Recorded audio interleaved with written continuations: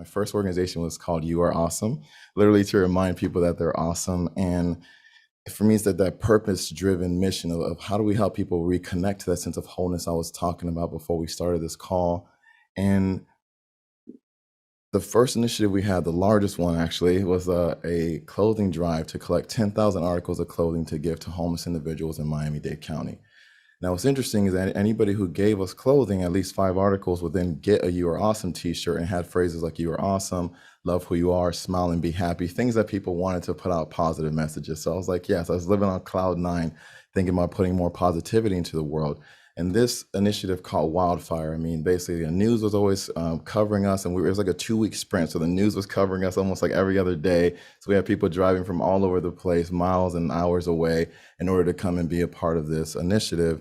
And what was interesting is, from the outside looking in, super successful. I remember one night, two of my volunteer coordinators, Gus and Charlie, called me over. They said, "Hey, Kemy, we need to talk." And I don't know, that even when I say that we need to talk, it just doesn't feel good. So they said, "We need to talk." And I already had a laundry list of things I wanted to talk to them about and help them to do better with the volunteers. So I was like, fantastic. And then the place they wanted to talk was a overlook that was on the University of Miami campus. That was a beautiful lake. I love walking out to this space. It feels super zen and motivating for me. But that night, it was not that feeling. As soon as I walked up and I said hello, there was no pleasantries. It was just like, sit down.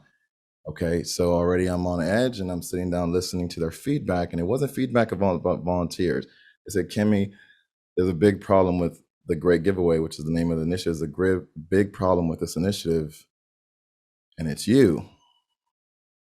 I started to list out all the things that I was doing wrong, including how often I would show up to a group of volunteers who'd been working all day, working a couple hours, whatever it was. And instead of any praise or any support or any guidance and saying thank you, I was coming at them with criticism, including constantly they kept referring to how often I was nagging people about folding their clothes, or folding the clothes properly. And the tension starts to rise because I'm getting defensive. We're going back and forth. And they said something that just kind of blew the lid. They said something to the effect that the last bit of it said, "We're not even getting paid." And I just flew up. I wish I was paying you, because if I was paying you, you would just do what I said. And they fired back. "So you think if you were paying us, you could control us?" And I just said, "Yes. Yeah."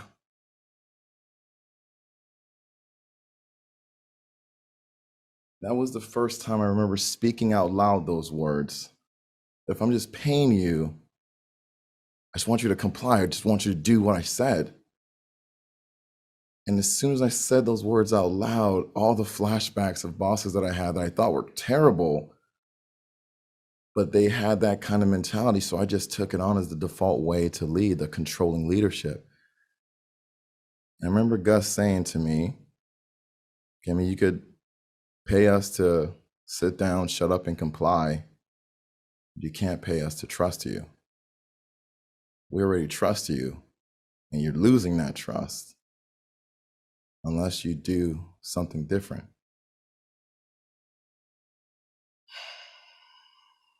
I don't know how many of you can relate to those moments where you have the controlling leadership moments. Unfortunately, a lot of us have controlling leadership moments that become controlling leadership style, that become a controlling leadership lifestyle. I appreciate Gus and Charlie putting an end to it at that point, or at least inviting me to take a better journey. I wish I said that was the end of it. That would be fantastic. But it's been a journey over the last decade or so to continue peeling back those layers and to really show up as a thriving leader.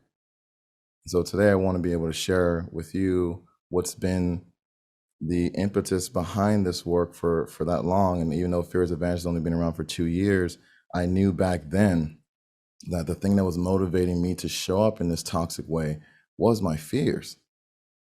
It was interesting for me, the biggest fear was failure. I'm the one who set up the initiative. I'm the one who set the goals, set the timelines. I was working all these hours. All I thought about is, if this thing fails, that means I'm a failure. I wonder how many of you can relate to that sense of the fear of failure that causes us to try to protect ourselves in ways that actually become more toxic and actually lead to failure versus leading to the success. And that success, that's true success, because the success that I was feeling along the way was I would finally get to all these goals and benchmarks, but I felt unfulfilled. And that sucks even more, to reach a success, to reach a major milestone and still feel like, damn, why did I even do all this effort?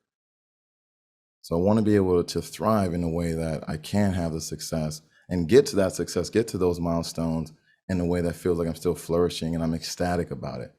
So if that's the kind of journey that you want to go on as a leader, put yay yay in the chat.